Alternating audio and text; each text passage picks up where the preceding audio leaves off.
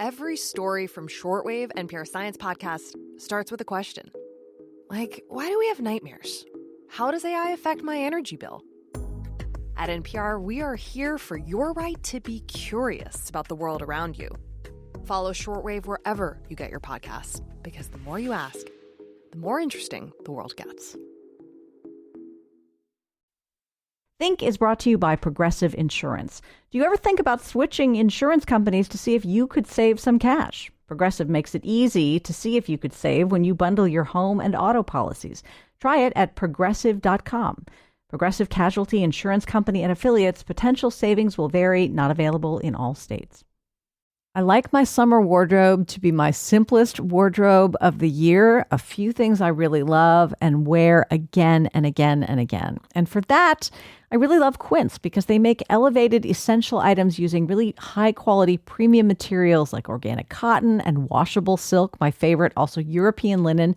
And you don't get the traditional retail markup. They have 100% European linen pants, dresses, tops, the pieces that you will reach for all summer long. Their 14-karat gold jewelry adds a subtle finishing touch. And everything is priced 50 to 80% less than similar brands. They work directly with ethical factories and cut out the middlemen, so you are paying for quality rather than brand markup. I am really living in my linen pants this summer. My husband just got some Quince linen pants, a slightly different style, and he is really excited to wear those. Make your summer wardrobe feel easier. Go to quince.com/KERA for free shipping on your order and 365-day returns. Now available in Canada as well. That is QUINCE.com/KERA for free shipping and 365-day returns. Quince.com/KERA.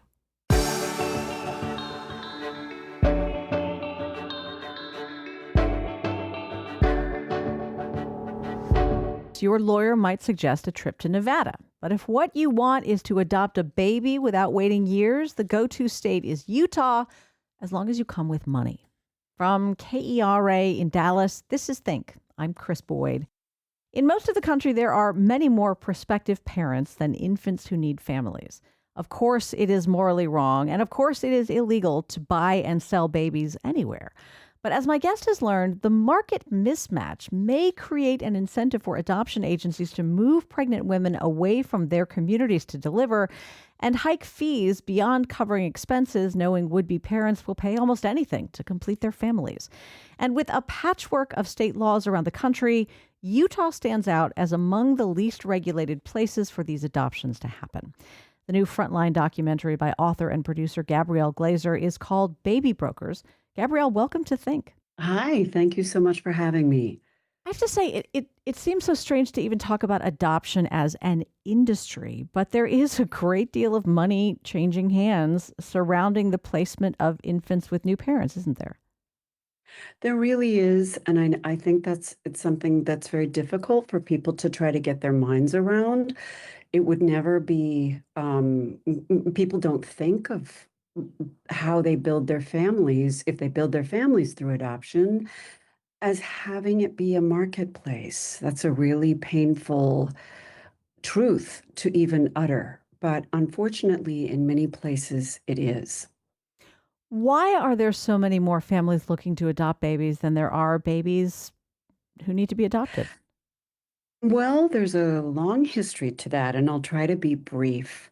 Basically, by the time the 1970s rolled around, we had social forces with contraception, the ability to get an abortion, divorce, single motherhood was far more accepted than it had been in previous decades. And the rate of babies who were placed for adoption began to fall dramatically because of those reasons. American couples started to go overseas, but after about 40 years, corruption scandals really shut down those pipelines. And but the demand for babies, for people who were not able to, there are many reasons that people want to build their families through adoption. One is a religious reason.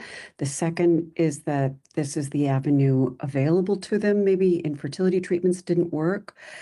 And yet that a lot of people want to raise children, but not everyone can have them. And there is a mismatch of about 40 couples per every baby who is surrendered for adoption in this country today. Wow. Okay. When we say that adoption laws can vary state by state, like what are some of the variables, Gabrielle? What makes adoption harder or easier based on laws?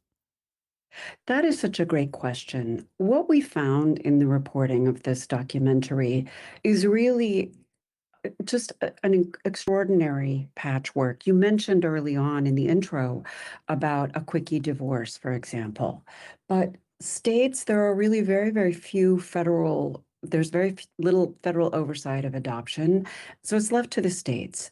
And some states have examined this process very, very with a fine-tooth comb. In Connecticut, for example, a prospective adoptive couple is allowed to spend no more than $1,500 toward for a birth mother's expenses. In Utah, until very recently, there has been no cap whatsoever. The law simply said whatever is reasonable was fine.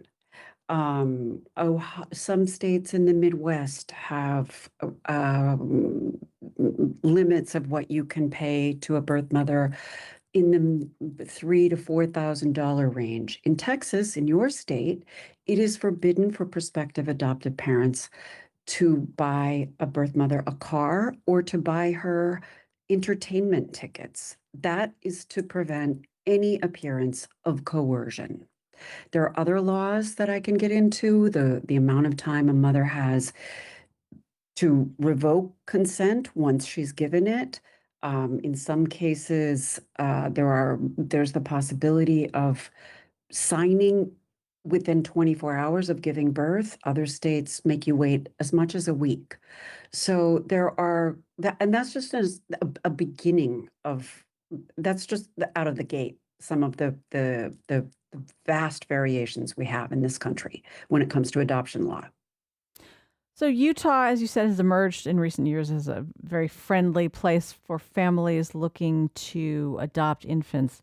Does that just benefit families who happen to live in Utah, or can prospective parents from other states travel to Utah to adopt? Mm, That the latter is what we found, because there is because of this latitude given to birth mother expenses until very recently. Also, once a birth mother signed, and she could sign in as little as 24 hours after giving birth, that decision was irrevocable. And that helped attract many people who might be exhausted after years of, as I said, after years of infertility treatments. It seemed like, oh, this is portrayed as the laws of Utah are portrayed as adoption friendly, but adoption friendly specifically to adoptive parents. So adoptive parents, we found, have been traveling in great numbers to Utah. Not and they're not necessarily Utah residents. You don't have to be. There's freedom to travel in this country. You feature an interview in the doc with an advocate at an organization called Ethical Family Building who noted that private domestic adoption focuses less on finding children, or the focus rather is on finding children for would be parents who want to adopt rather than on finding families for children who need them. Those two things sound very similar. I got confused even saying them both. Explain the difference and why the distinction matters. So when adoption became an institution in this country, and it really started in the early 1900s, children were being orphaned in large numbers in cities all over the country. Their parents died of communicable diseases, and kids could become orphans overnight, stuck in tenement apartments, similarly on farms. Whole families could die, and maybe a child would be raised by a relative. But as as cities began growing, there were more and more people who didn't know each other at all. And rather than have these children on the streets or in orphanages, some reform-minded women in New York City specifically began to place children with strangers. And it began out of need and a desire to try to provide for a child who may have nothing, who may be on the street. Literally, they were called street urchins. And we have the means to give this child an education, a home. We can raise this child as one of our own. And the theory of it, of course, sounds ideal. That sounds altruistic. It sounds like a beautiful thing to be doing. But over time, because of the supply and demand mismatch, 40, 50 years ago, there were 10 families looking for every baby who was surrendered for adoption. And today, as I said, there are 40. So that ratio really skews toward the the the the people who have the means, and that's adoptive parents. Is it only wealthy adoptive parents now, or would-be adoptive parents who can get a baby? In the private adoption sphere, to adopt a baby in Utah in the ways that we discovered, yes, that fee, we heard fees of up to $120,000. We never confirmed that with our own reporting, but that was something that the Utah State Legislature even identified as a figure that they had seen, that they had documentation for. So $120,000 to adopt a baby, I would say yes, unless your church or your religious institution or your neighbors are helping you pitch in for those fees, you pretty much have to be wealthy. You have to have that money ready to go when an adoption agency says, yes, you've been matched. So to be really clear, what you discovered was that the mothers who may indeed receive some cash in Utah might get a few $1,000s. They're not getting anything like $120,000. There's this, the adoption agency in the middle that I guess is reaping the benefits. I mean, what could possibly justify an expense of even something that you did document, which was, I think, an $80,000 charge for setting a family up? Well, what people are selling is speed. So women who are in need, who are vulnerable, maybe they're pregnant, maybe they're fleeing a domestic violence situation. I spoke to several women like that. We spoke to numerous women who were either about to be homeless, had been evicted, or were on the cusp of homelessness. They go online and the search terms are fairly innocuous. Pregnant, need rent money. Pregnant, need help with bills. Pregnant, considering adoption, need help. And you might expect to find an adoption agency that can provide services to you if you are in this position in your local town or your state, or maybe the next state over.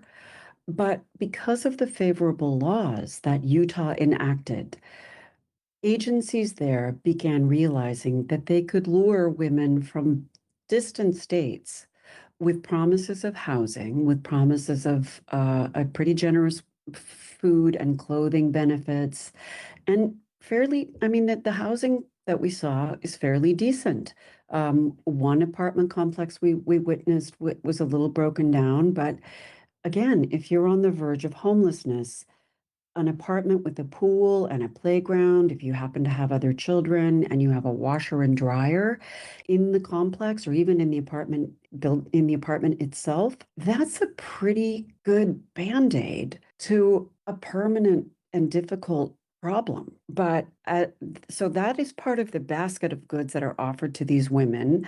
And yes, as you said, at the end of it, on signing, once parental termination papers are signed, the women can get $4,000 or $5,000, maybe a little bit more. That money, the vast part of the overwhelming majority of that money is not going to them. As you said, that money is going to the agency. Now there are medical fees and legal fees, but I would wager to say that some of that money, a good deal of that money, was going toward the lifestyles of specific agency owners.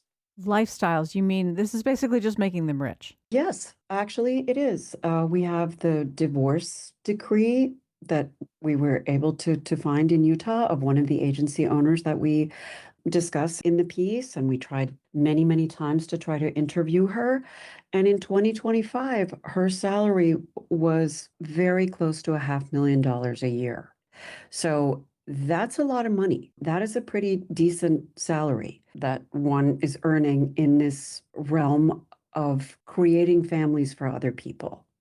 And theoretically, this is a something that, again, you know, is an altruistic profession. It's largely women oriented, and clearly the narrative we have all around it is pretty feel good. And what we discovered was a lot of stuff that was really hard to swallow. You mentioned these ads, Gabrielle, and there are all kinds of pregnant women in all kinds of situations. Who is most likely to respond to these online ads, or the prompts that they receive when they do a query about pregnant need housing? Well, what a great question. Thank you for that. In some states, for example, let's go back to Connecticut, where there's a strict limit on what prospective adoptive parents are able to pay toward a birth mother's expenses, $1,500, period, full stop. And in many states, again, like Connecticut, out of state advertising for by a agency or by any sort of intermediary is strictly forbidden. So if you go log on to Google and you are looking for help in I couldn't tell you off the top of my head. I think it's about 19 states. Your computer is going to theoretically block the ads that are specifically targeted toward vulnerable women because this is a problem. This some people call it predatory advertising. This sort of advertising aimed specifically at recruiting women who are in desperate circumstances is not going to show up everywhere. And if there are laws enacted in a state that says no, you cannot come into our state even with your ads and try to get pregnant women from state, let's say Oregon, to Utah. It's not going to pop up automatically. It might pop up on a second page or a third page. So in some states, this is forbidden. If you go online and you're pregnant, you need help, you're probably not going to find this on your first page. In other states, where there are no limitations on this type of advertising from out-of-state intermediaries, it will be the first thing that a pregnant woman lights upon. And it's hard sometimes, even when we know what we're looking for. You see sponsored in that kind of very light gray font. You're not aware that this is aimed directly at you. And if you're desperate and you need to feed your other kids or you need to feed yourself, of course you're going to click on that ad. You share the story here of a young woman named Tia who had actually she had delivered. She had a newborn 8 years ago when she was 20 years old. What was going on in her life that led her ultimately to connect with an adoption agency? She herself, Tia Goins, is a woman we got to know. She's actually one of these women. She was on the verge of homelessness. She had grown up in the system herself. She had been both adopted and a foster child, and she didn't have necessarily bad feelings about adoption itself. So when she realized that as a 20-year-old young woman in the coming winter of Detroit, Michigan, she was not going to be able to raise her baby by herself. So she sought help online. And the first thing she clicked on was an ad that was targeted directly towards someone like her by an out of state intermediary, a woman who is unlicensed in any state. She just has a business license. She runs a recruitment operation in Virginia that is working directly with adoption agencies in Utah to get pregnant women there.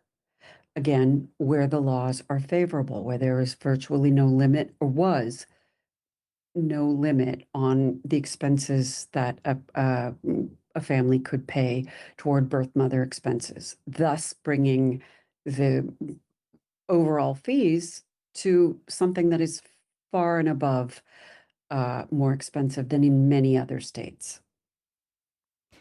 So she, within a day, she was headed to Salt Lake City.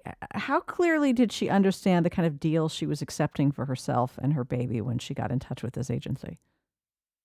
I don't think she understood it at all. She was under the impression that she would have an open adoption and that she would be able to stay in close touch with her baby throughout her baby's life. That ended up not happening. There was some, well, that was her first understanding, is that she was going to be able to stay connected to her child.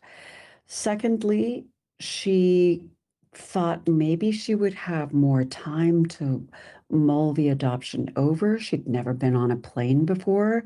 She didn't have identification to even get through TSA. She had to be stopped and was taken into a small room and asked a series of questions. That's what she told us, asked a series of questions about previous residents that she had had in order to ascertain her identity. She gets on the plane, gets picked up at this beautiful futuristic airport in Salt Lake City, and she was isolated. She didn't have a phone that belonged to her. She was given a phone by the agency people who picked her up. She didn't know anybody there. She'd never been out of Michigan. So there she was with her baby, hoping that this would be a more secure future for her child and possibly herself. And it didn't quite turn out that way for a number of reasons. Um, that story does not necessarily have a rosy middle. I don't know about the ending, but it's been very difficult for everybody involved, including the adoptive parents. Well, she had second thoughts once she was in Salt Lake City. She tried to communicate those to the agency she was working with. Um, and although they told you that they take this sort of thing very seriously, in her telling, they did not. Is that correct? That is correct. And they have responded to me. I wrote a piece about this 2 years ago, and in a written response, they said, "Well, we make sure that mothers understand the ramifications. That doesn't sound like anything that we would do or how we would treat a birth mother." But in Tia's telling, the owner of the agency told her that she was in labor with another mother and would get back to her at some point, when Tia began communicating that she had second thoughts. And the next thing she knew, in her telling, she woke up the next morning after just a day in Utah, a day and a half in Utah, to agency representatives at her hotel room door with dozens of papers for her to sign, the revocation papers. And upon close reading, there is a page that says, "Yes, I do recognize that open adoptions in Utah are not enforceable. They're only enforceable in uh, maybe a dozen states, maybe 20 states, maybe more. I'm unsure about that exact figure, but if if a post-adoption agreement that promises ongoing contact with the birth mother and an adoptive family and a child, most importantly, the child in the middle, if the adoptive family moves back to a state where those agreements are unenforceable, none of it matters.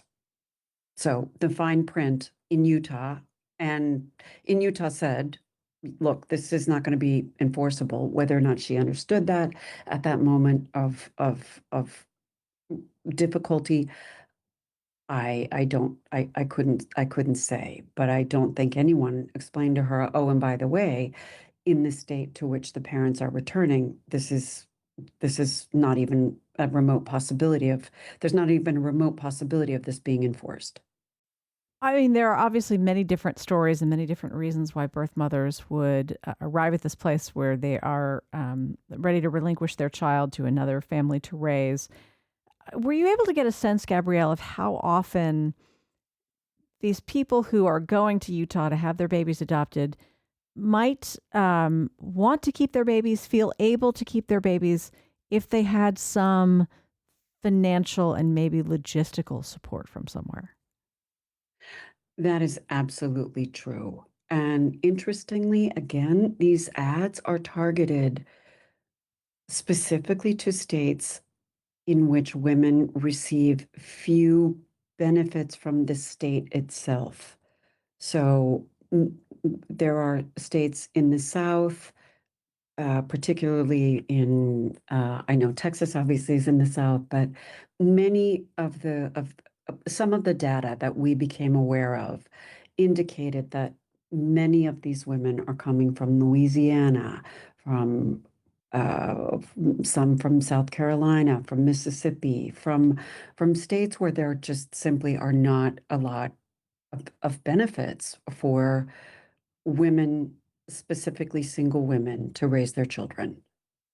And the sense that we got was, oh, if I had had the means to raise this child, I wouldn't be making this decision. Now, there are also women who we did find some women who placed multiple times, and that's a story we can get into later, but I'll stay on track with your questions. Talk more about that. Talk about what conclusions one might draw from someone placing more than one child for adoption. Well, I think that's another set of difficult circumstances and another difficult truth that we ran into. One, actually two sets of adoptive parents I've spoken to said that they learned only in retrospect that their child's birth mother had placed multiple times with these Utah agencies in the past. And what that might indicate is what one of our sources did say to us. Does that indicate that this agency is providing a safe home for you and a way to feed your other children, a way to feed yourself? Is it helping you heal after the trauma of giving birth and placing a child for adoption? That's a pretty big rupture. Or is it enticing enough to keep you within that system? Now, it must be said additionally that we also, we didn't interview any of these women ourselves, but there are a great number of women who suffer from substance use disorders, and many of them are provided Suboxone quite freely within this system. So that also could be a draw. Let's face it, if you are struggling with an opioid addiction and you need to be able to maintain a certain level of exposure, there we definitely found evidence of that being promised as well. Did you get a sense of why? Of course, it would be illegal for me to take out an ad and say, I really want to adopt a child. If you are pregnant and want to, give your child to me, we'll go through all the legal things. I'll pay all your expenses and I will give you X amount of dollars to do with whatever you choose. That's illegal. But kind of the same thing is happening if you go through one of these for-profit agencies. It's just not considered the sale or purchase of a baby. I mean, why would the agency in the middle make that acceptable if it's morally unacceptable in the more direct way? That is a great question. And one would think that adoption agencies in particular are subject to a certain amount of state oversight. They must provide receipts, they must have training. Adoption agency owners need social workers on staff. They need to be able to provide a modicum of counseling for both parties about to embark in this really lifelong, not discrete decision. This is not only one generation of people, it's ongoing, right? I mean, yes, you can be raised by a certain family, but you also have a birth family and you have relatives in that birth family. So it's not a one it's not just a one time only decision. And you would think that agencies are must be held accountable to a certain set of rules. And in many states they are. But what we found in Utah is that there has been very little oversight. In fact, one of the agencies that we identified, definitely an outlier, did not provide affidavits and a list of expenses for for around 75% of the completed adoptions that it had done over the course of a year, at least in a timely fashion. And there were no repercussions from the state. There were no repercussions. Oh yeah, there was one notification that because this person had not submitted those expense forms that are supposed to be reviewed and signed by a judge, they were offered technical assistance. Hmm. And that was it. That was it. This is a life decision for two families, the birth mother and the adoptive family. And you would think that you would want there to be as much rigor and as much documentation as you possibly could. This is a sensitive and painful issue. It's a joyful issue, certainly, but the adoption begins with loss. And that's something that I think in some cases can get obscured. Gabrielle, how and why did Utah become this like hot spot for adoption tourism? Did lawmakers look at each other and say, we want to be the state where it's perhaps with good reason, we want to make it easier for parents to adopt a child here than other states? Yes, and I think an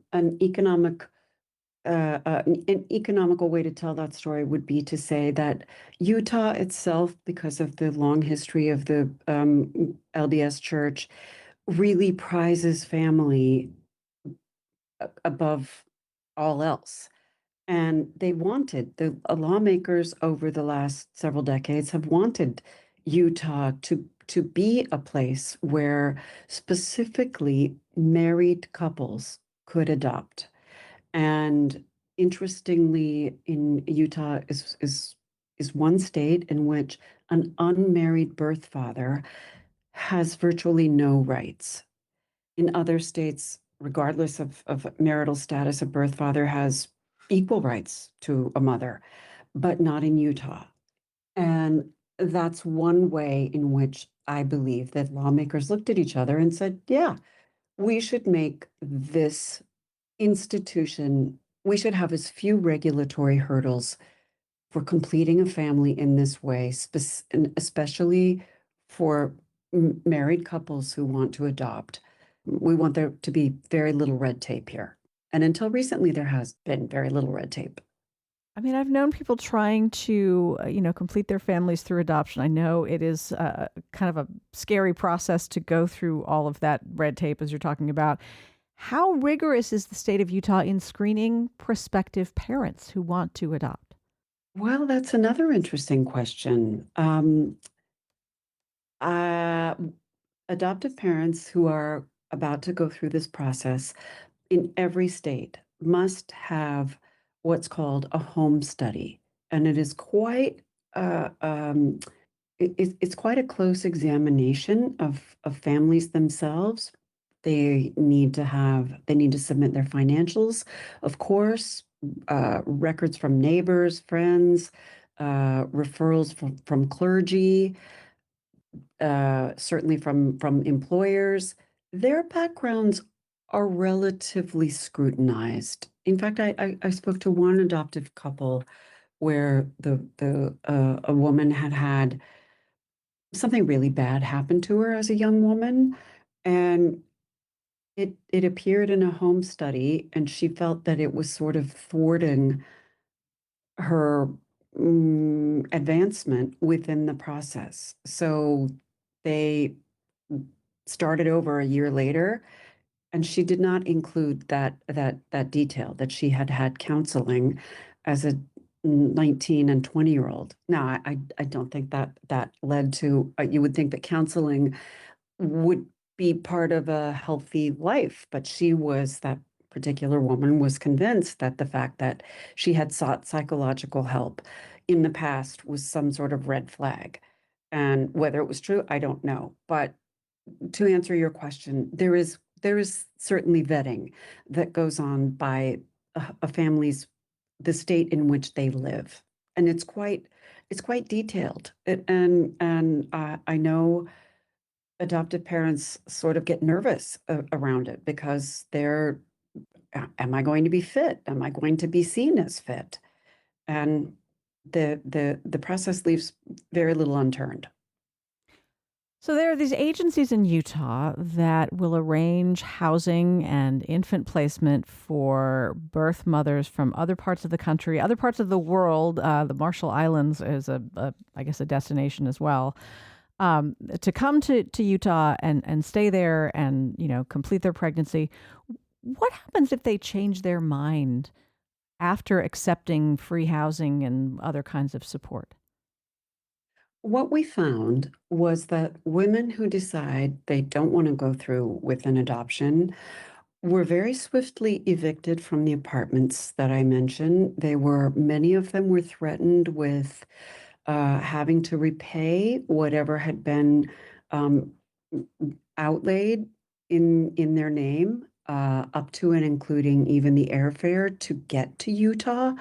So to us, it seemed it was quite striking to hear some of these stories. We did hear of we do know there's one documented case where a couple was evicted from a home once they decided they didn't want to place, and there was an ongoing lawsuit. Oh, no, they actually did place. They did place their child, and they were granted a certain number of weeks. The woman was granted a certain number of weeks to recover, but was evicted before that time period was up, and a lawsuit ensued. But that's rare. Um, Pregnant women typically, or women who are in really difficult financial straits, don't have the ability to hire a lawyer to go after someone or to defend them if they choose to change their minds. So there's a lot of coercion, and what we found evidence of was a lot of threatening language. Forgive the crass comparison here, but in a lot of states, you can buy a car and decide a couple days later that you decided too rashly and you can take it back. Is there any such policy in the state of Utah or most other states when someone decides to relinquish a child they've given birth to?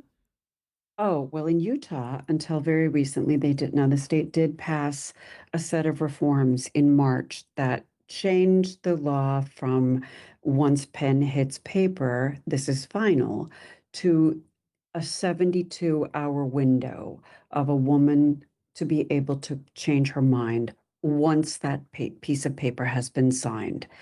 It's not in place yet. It goes in place in January, but in Utah, yes, you're out of luck if you decide, oh, I wish I hadn't done that. And that was Goins' problem for one, and some other women we happened to meet in the course of our reporting. You don't stand a chance because the law simply says no, this is irrevocable, and you're out of luck. Can you, broadly speaking, this is not a geography quiz, but can you remind us where the Marshall Islands are located on this planet? Yes, the Marshall Islands are in the North Pacific. They're to the north west of Hawaii, and we have an interesting history there. We did nuclear testing there for 12 years after World War II. Okay, so very, very far from the United States, very far from the state of Utah. How did it happen that a number of pregnant women from the Marshall Islands were being flown to Utah, perhaps still are being flown to deliver their babies?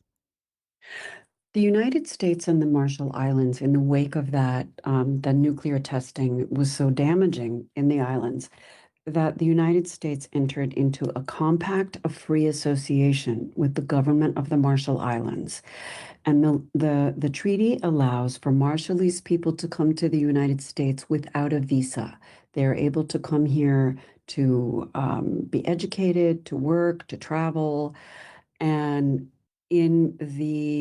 just very quickly, in the late 1990s, as international adoption was really reaching its height, some people understood that, particularly some American adoption lawyers understood that, oh, speaking of red tape, American families could circumvent the red tape of international adoptions by the adoption attorneys could bring pregnant Marshallese women to the United States without a visa. The women were promised significant sums of money and ongoing contact with their children. And this happened. An adoption attorney in Arizona named Paul Peterson began to import hundreds of Marshallese women, first to Arizona, then to Utah and Arkansas as well, where there is a very large Marshallese population. You spoke to one couple who visited housing provided for Marshallese women in the state of Utah, and they felt like they had walked into the human equivalent of a puppy mill. Yes. They were unaware. They had never adopted a baby before. This was in 2018, and they are an LDS family who were introduced to this lawyer. I mentioned Paul Peterson through neighbors and fellow church members. And Peterson himself was an LDS missionary in the Marshall Islands and speaks Marshallese fluently. So not only as a lawyer was he able to identify states without the regulatory oversight that we've been talking about, he also was able to speak to Marshallese people in a way that most non-Marshallese people cannot, and they trusted him. And he began bringing women here in great number to the United States. I mean, in great number, as many as 500 adoptions we've heard between 2005 and 2018. And he housed women in homes he had them sleeping on the floor. He had food deliveries that were Spartan at best, and he and his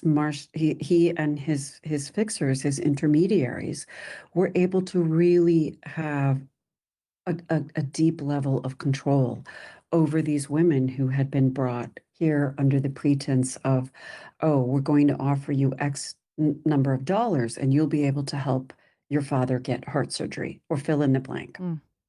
There are good people all over this country that, for whatever reason, would need to become parents, their only option appears to be adopting a child. These are people who don't wish to contribute to any kind of abuse of anyone or any coercion. How can anybody know that they are dealing with a reputable agency and that no one is being forced to make choices they wouldn't make if they had freedom and resources? Well, there are many reputable and ethical agencies across the country. First of all, I would suggest that people look at nonprofit organizations that might be local to them so that a woman is not being flown in from out of state, is not vulnerable and isolated away from her support system.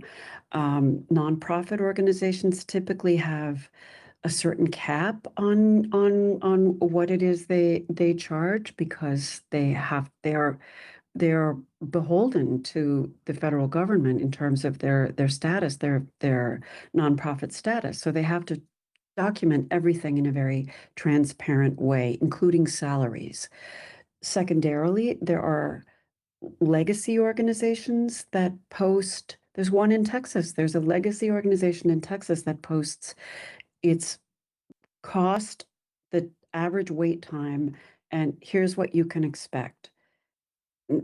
And I think people can maybe look at something like that and say, all right, it might take me longer, but this is a trustworthy organization. You might look at a local nonprofit child welfare agency, and believe me, we've spoken to many. I've been reporting on this topic for many years, as you noted, and there are really people across the country who are dedicated to helping birth mothers make the right decision, whether it's to parent or whether it's to decide to place.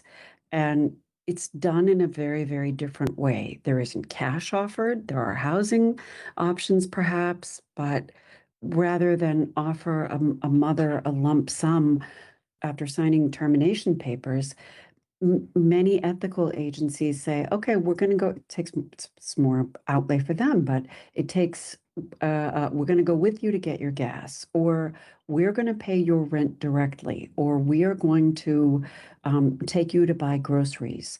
That way, there's no real hint of coercion, and the money can't go to a relative who might have gambling debts, which is something that we found also.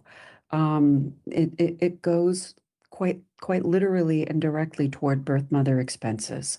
There are plenty of those in every state of the country, and if I were to offer any sort of guidance, it would be for families to look at those. Gabrielle Glazer is a writer, and she's producer of the Frontline documentary called Baby Brokers. Gabrielle, this has been really interesting. Thank you for sharing your reporting. Thank you so much for having me. I appreciate it very much. Think is distributed by PRX, the Public Radio Exchange. Find us on Facebook, Instagram, anywhere you get podcasts, and at our website, think.kera.org. Again, I'm Chris Boyd. Thanks for listening. Have a great day.